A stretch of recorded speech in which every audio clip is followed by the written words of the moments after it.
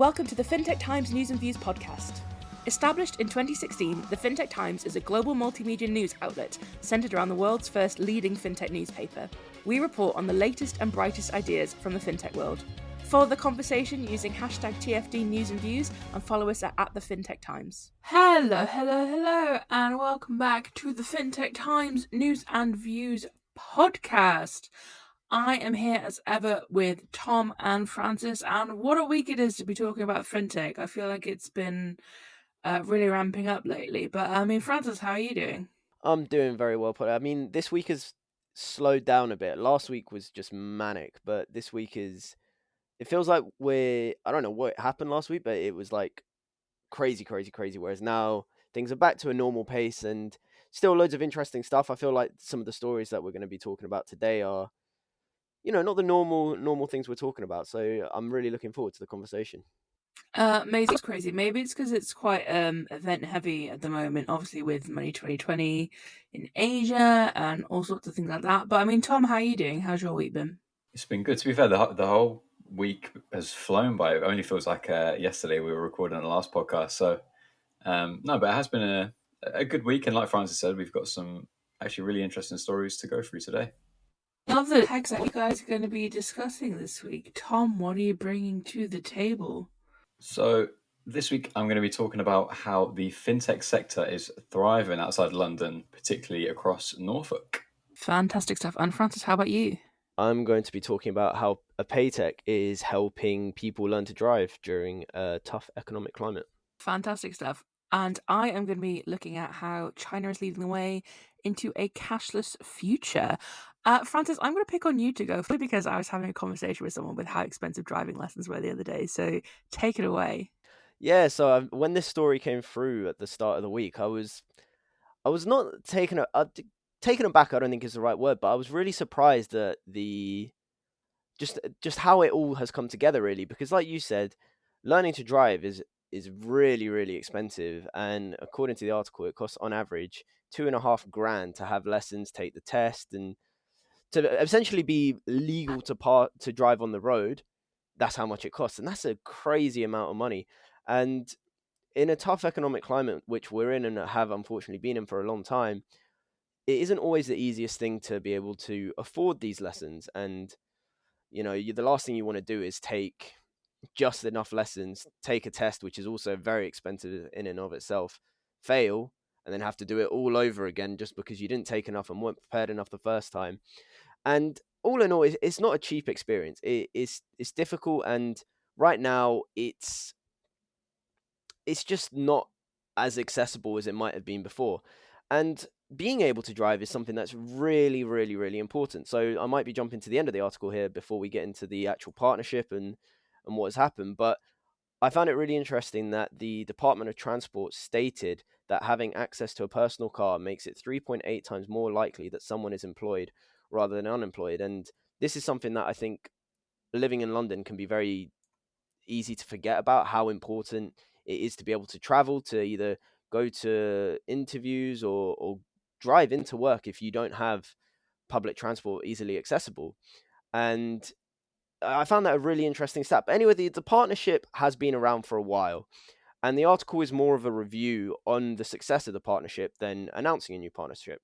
So Pass Me Fast is an intensive driving course provider, and they had 3 years ago they integrated a partnership with Pay Later, the BNPL provider, a solutions provider. And through this partnership, Pay Later has enabled Pay Me Fast learners to use BNPL as a finance option when it comes to paying for their lessons. And since integrating Pay Later 3 years ago, Pass Me Fast has seen finance orders increase by 1,011%. And during this time, 3,000 students have passed their driving tests. And yeah, I just wanted to sort of discuss it with you guys because we always sort of see, when you're in a retail experience, having access to more finance options, and it always seems really easy. But I guess it was just the practicality of learning to drive and how expensive it can be and how paytechs can still really impact that space as well. I think that's what I found really interesting about this article, and I wanted to see if you guys shared that same sort of I'm not going to say excitement because it's not groundbreaking. It's not anything too crazy, but it is also really cool in a really fun way that the BNPL space can be effectively used. It's not necessarily a thing of lack of credit, but it's just making things more affordable for people to be able to essentially have a better chance of employment if you're not living in a well-connected area. So, Polly, I'll go to you first. What are your thoughts on the article?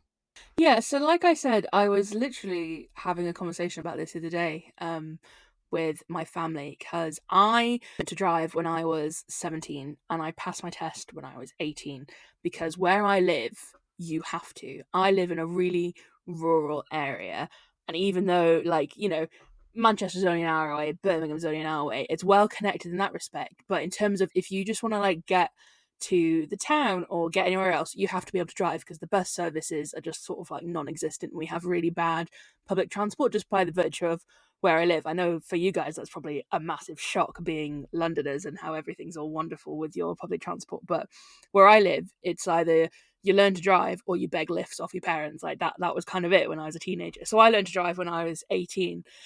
And I was talking about this to my parents because my sister's boyfriend was originally from Essex and he's moved up here now. So he didn't learn how to drive when he was younger, and now moving up here, he like wants to learn how to drive because he has to. And basically, the cost of driving lessons has just like gone through the roof, and that's even if you can get them, because I think the pandemic has like really put things back in terms of like waiting lists and things like that, and there's a lot of demand still for like driving lessons and driving tests. So like he was saying how it's cost like upwards of like 40-50 quid per hour of driving lesson, which to me is just insane because like when I learned to drive it cost me like £23 a lesson.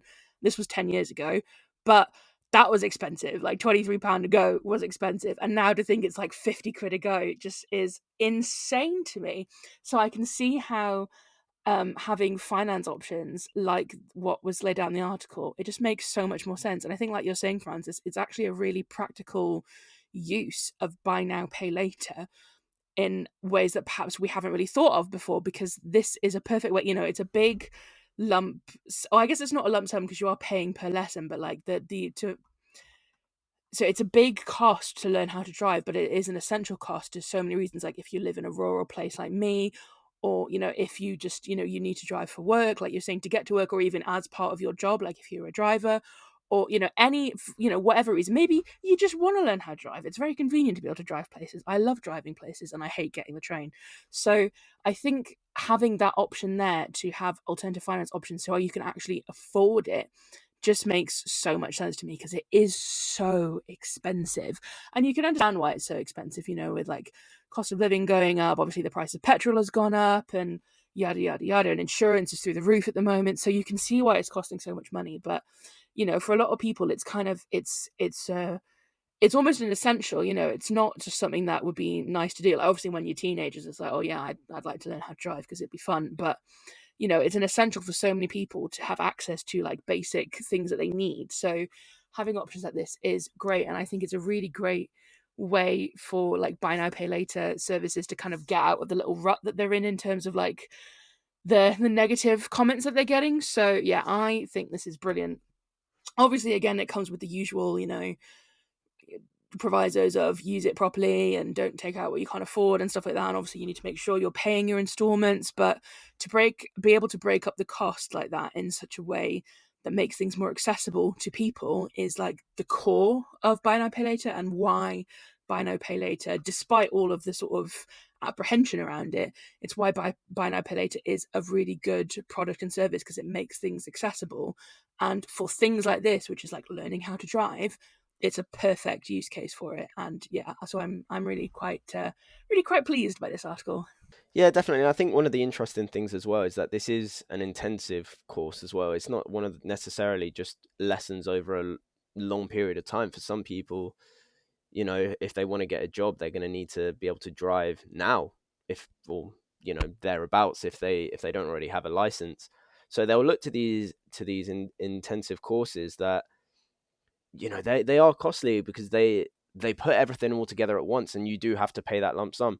And it's kind of like you were saying there, is like it's just not feasible really to be able to afford that right now. So being able to use a service like BNPL that sort of helps you spread out the costs and makes it affordable.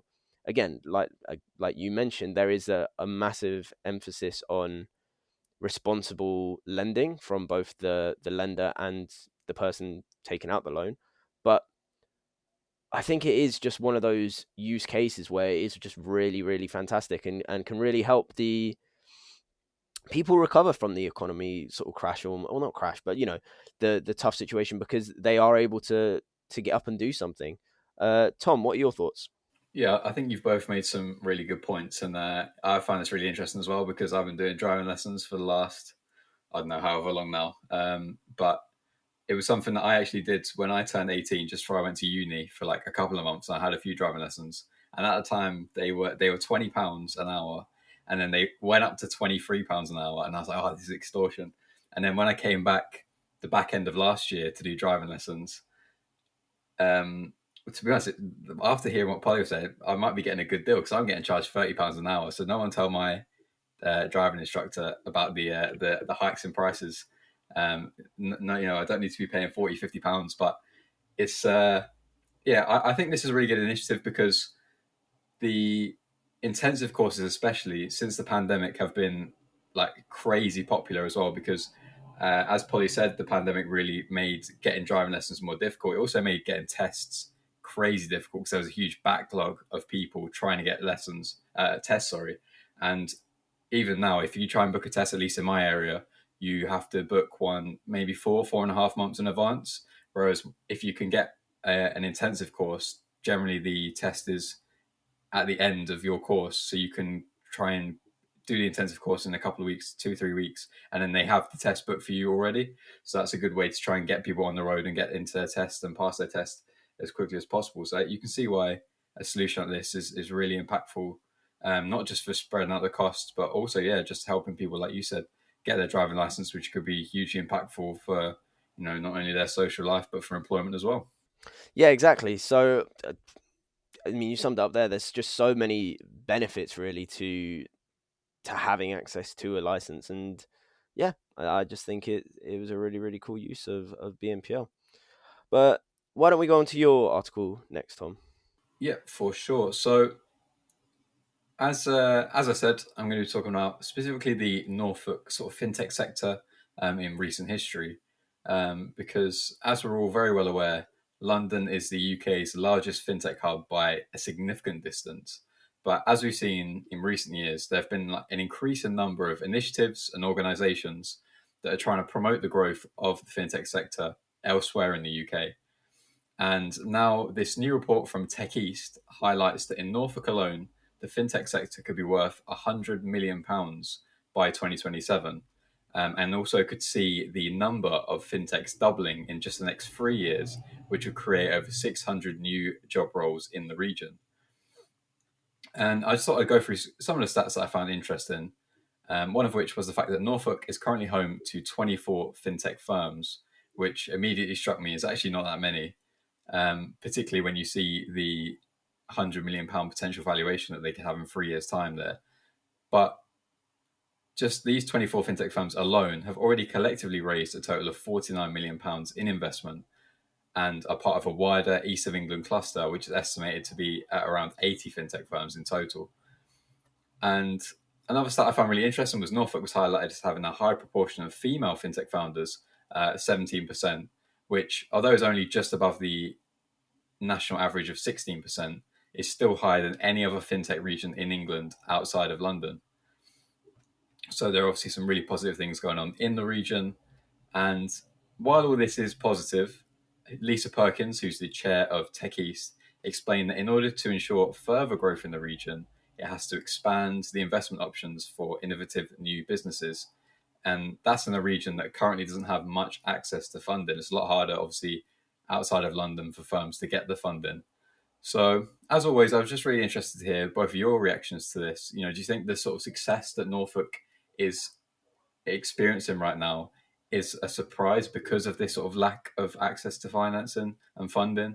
And do you think regions like Norfolk can genuinely reach this sort of significant potential, sort of £100 million potential, even while most of the investment is going into London and isn't still focused on areas outside London in the UK. Polly, what do you think? I think whenever we see stories like this of sort of anywhere that isn't London doing really well, I always get really excited because I think there is a lot of potential for the fintech in the UK outside of London. And I think, the more we kind of go on into this space and the more things that happen as we, move into this year, for example, than even previous years, I think we're seeing a lot of evidence of that. And for Norfolk to be doing so well and to potentially have that 100 million valuation in a few years is phenomenal. And I think this is kind of where we need to be focusing a lot of attention, because I know obviously London is a great city in a lot of ways for a lot of different industries, and it's a really great fintech hub because obviously it's one of the main financial centers in the world. So of course it makes sense to have a lot of great fintechs there. But I think what we're forgetting is that there's so much more outside of London that we can possibly imagine. And I think that's where there's so much potential. And especially like obviously with Norfolk specifically talking about this, but there's so much potential in hubs across the UK in different cities. Because thinking of like the talent, because obviously we talk a lot about like talent shortages and stuff like that. But if you go to different cities, suddenly you've got access to so much more talent in the way of like students, graduates, and things like that. And people don't really want to move to London all the time. Like sometimes they do, and sometimes they don't. And then you're missing out on this huge group of people who would be amazing in your business and push your company forward in innovation. But because they're not in London, you're just missing out on them. And I think having these thriving little fintech hubs across the UK, like Norfolk, is just fantastic. And I think it's something that I really hope we see a lot more focus on in the industry as we move forward, both from like the industry standpoint and also from like a government standpoint as well. I think there should be a lot to be encouraging fintechs to branch outside of London, because I think the farther we go in terms of getting hubs and spreading out across the UK, I feel like surely that's just going to make a stronger industry, right, and one that can be resilient to anything that might come up in the future. I also really love the fact of the female fintech founders in Norfolk. That's really encouraging to see, and a really nice statistic. I'd love to know, potentially like why that is. Like, why are we seeing more female founders in Norfolk? That would be really interesting for someone to look into. But yeah, I think just moving out of London doesn't have to be like some big, exodus event where everyone needs to get out of London. That's not what I'm saying. But I think it's something that we need to think about, and we need to think about moving things around, because not everything is London centric. And I think we kind of saw that a little bit during the pandemic, like a lot of people kind of left London because they didn't want to be there anymore. So why not set up outside and we've got so many great places, you know what I mean, with like Cardiff, Manchester, up north, places like that, there's just so many really great places to be for a fintech. So why not do it? So yeah, I hope Norfolk hits its potential, and I hope other places hit a similar potential as well, because I think it just makes sense for the industry moving forward. Yeah, I definitely agree, and I think the point you made about talent is really important, because this is something that we talk about all the time. Is there is a global talent shortage for the fintech industry. A lot of firms find it really difficult to fill these roles, and yet, like you said, there are so many people who don't want to move to London. Many can't afford to move to London. The prices are astronomical these days, and will have been forever. But it's it's such an important point that if these fintech jobs are accessible across the UK, firms are setting up, all over, that we're going to get the maximum amount of talent into the fintech industry. And one of the points in the article that I thought was quite interesting was the fact that, as we know, there have been an increasing number of initiatives to, try and support this outside of London. And some of these include the inaugural Norwich Fintech Hackathon, which was held in March 2024, hosted by Aviva and City College Norwich, and the University of East Anglia's Fintech Lab and postgraduate Fintech Master's degree. And, it just shows that there's a lot of good initiatives out there, specifically catering to the likes of Norfolk. We've seen, I suppose, Fintech Wales earlier this year. There's a lot of good initiatives across Wales that are trying to encourage this kind of talent to come into the fintech industry as well. So I think there's a lot of potential there for growth, because there are so many initiatives trying to enhance talent in these regions. And I think all in all, it's just good news. And I'm sure in the future, there's much more to come from regions outside London. But Francis, what's your take on this? I feel like the news and views devil's advocate is back. He's been gone for a while, but he's back because I'm a little bit less optimistic. I would say about this because I think to reach that 100 million pound valuation by 2027 is going to be extremely tough. I don't think it's going to be easy, especially considering the sort of current funding. I can't remember exactly who it was that published it, but I remember seeing that Q1 of 2024 was like the lowest fintech funding that we'd seen in the last, I think it was 7 years, by quarter. So I think that's going to be very tough, and you hope that's not going to be indicative of the future of the industry.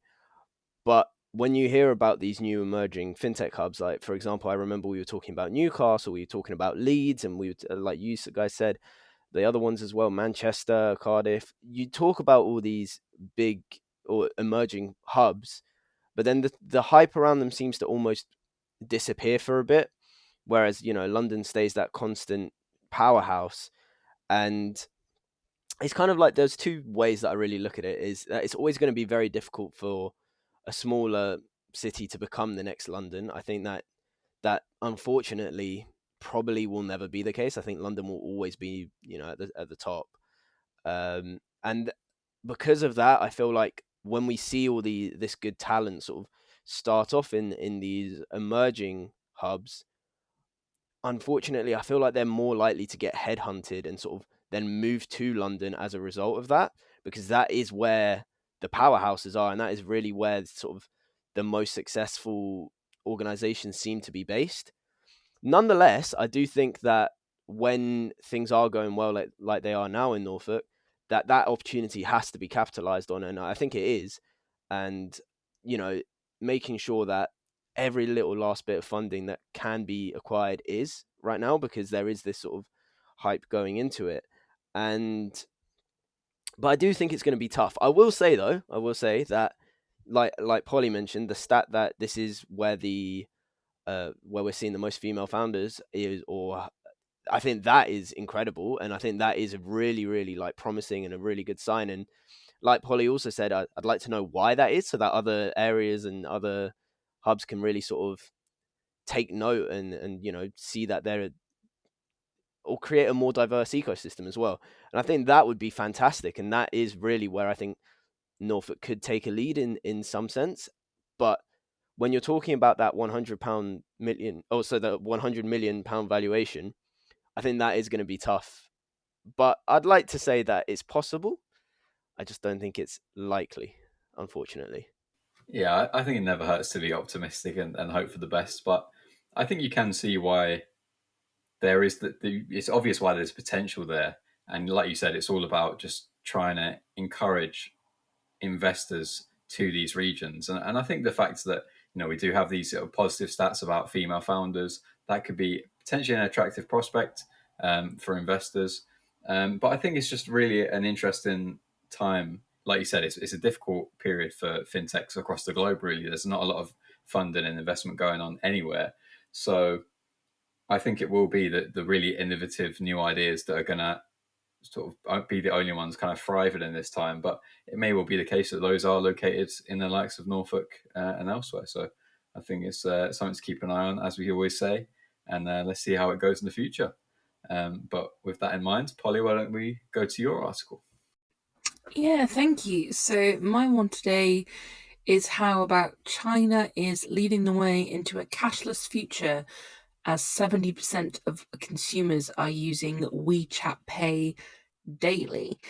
So there's been new research from Euromonitor International that has basically found of digital wallets in countries across the Asia Pacific has just soared, mainly because of convenience.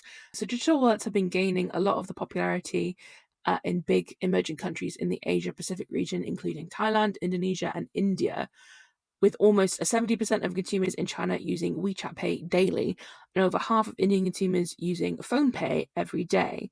And China is dominating wallet option in the Asia Pacific region, with consumers increasingly using digital wallets over cash. And I thought this would be a really one to talk about today, to kind of revisit this idea of cashless societies, because I don't think it's one that we've really talked about a lot lately. So I thought it'd be great to come back and kind of reflect on it.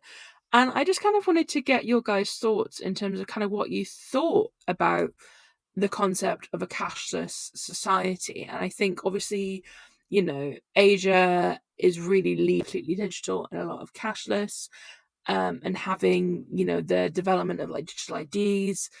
China's also developing their CBDC at the moment. So I think there's obviously a lot going on in that region. And whether you think that that is going to follow through in other regions across the globe. And I guess whether, a cashless society is something that's still realistic, because obviously I know we've talked about it a lot and that's kind of like the eventual goal. But then, of course, a couple of weeks or months ago, I can't remember when it was now, but if you remember, we had that whole sort of snafu of Sainsbury's, Greggs, and I think McDonald's and Tesco's had some issues as well, being not able to accept card payments. And so if you didn't have any cash on you, you couldn't get your Greggs that day. And so obviously there was a lot of conversation around that in terms of how that would affect us in the future and whether it was feasible that do we just rely on cards, because ultimately tech can always fail. Doesn't mean it will, but it can. And so I thought, I just wanted to bring that up today. I guess two prongs. One, do we think that cashless societies are still something that is realistic for the whole world? And two, does it surprise you that Asia Pacific is the kind of the region leading the way when it comes to sort of digital adoption? And do you think that other regions across the world, Europe, the US, etc., are going to be trying to follow suit, or is Asia just sort of kind of like a standalone country in this? Tom, I will ask you first. I think, like you said, the reason we see so much going on across Asia is just that so much type of innovation happening across, all types of payments, even digital ID. And I think it's kind of hard to believe that Asia is going to kind of stand alone in this and other places won't follow suit. I think, especially the likes of digital ID, it's something in the UK that many firms are trying to implement and get across more. And a lot of places are trying to encourage more government back in for digital IDs because it could be a hugely transformative in a number of ways, not only in Asia, but in the UK. And I believe that other places will follow suit with that if they don't beat the UK to it. And obviously, it's something that Asia has seen implemented in a number of countries already.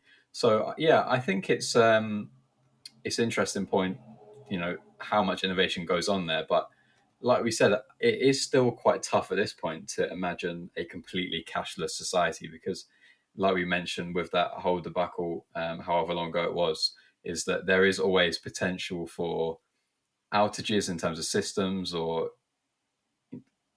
glitches or whatever the problem may be. There is always potential for problems to arise, and it's something that couldn't happen to cash if everyone is still open to taking in cash. While we might see it drastically drop down in terms of cash usage, if it is always still an option, I think that's important for firms to ensure they don't lose money in case there are any problems with their payment systems or internet or power or whatever it might be. I think it leaves the door open for transactions regardless of the situation. So yeah, I think it's a really important point that cash is most likely going to be around for a very long time, if not forever. But I think as time goes on, generic cash usage while systems are up and working, I think it's just going to decrease more and more, and I think we're going to see less of it in the future. Yeah, you make a lot of interesting points there. And I think it's just a really interesting situation because obviously it's kind of something we're all trying to kind of predict the future here, but it's quite difficult to make any sort of genuine predictions. I know there's a lot of different countries who've made, certain leaps in the area, and like Saudi, the 2030 vision, and things like that. So a cashless society just seems so far away. But then, is it that far away at all? I don't know. Francis, what do you think? I think it's really interesting, sort of the findings from the article, because I recently saw some research from ACI Worldwide, and it revealed that I think it was Asia Pacific was the largest ecosystem when it came to electronic payments, as it had 185 billion transactions in 2023, representing 24% of all electronic payments in the region. or this is of real-time payment, sorry. But I think a big reason for this is the adoption of things like super apps. I mean, we talk about how they've been tried and tested over there, and they're really successful, and how when they've sort of tried to come over to the EU, the UK, and the US, there hasn't been as big of an adoption rate as perhaps expected.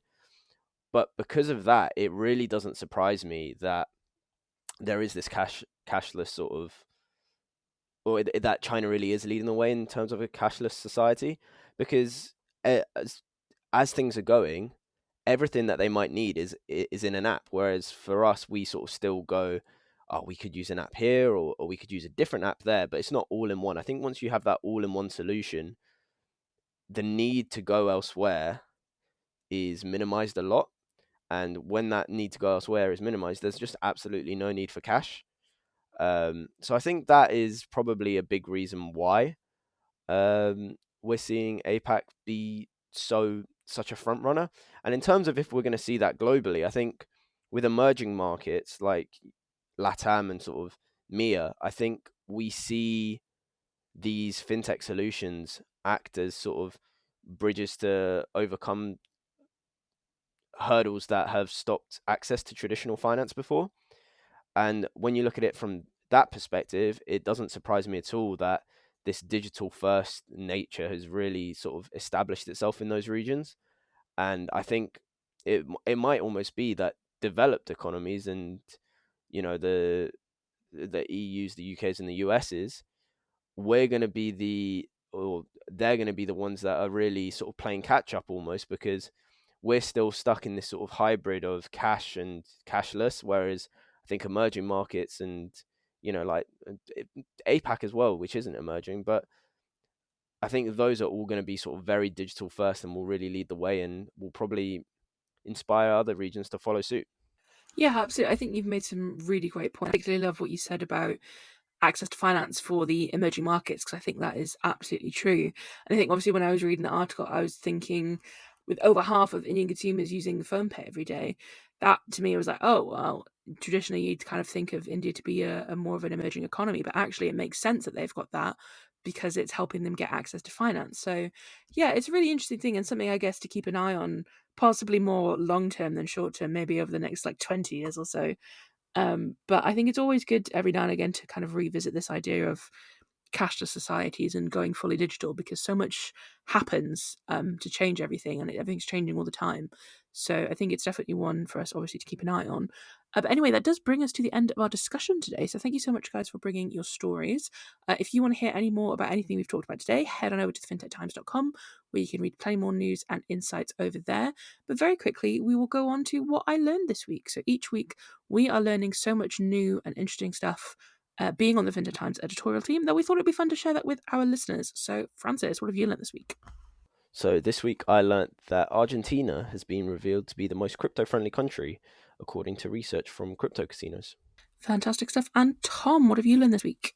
Well, the FCA recently revealed that it received around 1.87 million complaints about the financial firms in the UK in the second half of 2023, which means that little to no progress has been made in the last 2 to 3 years, really, in terms of number of complaints.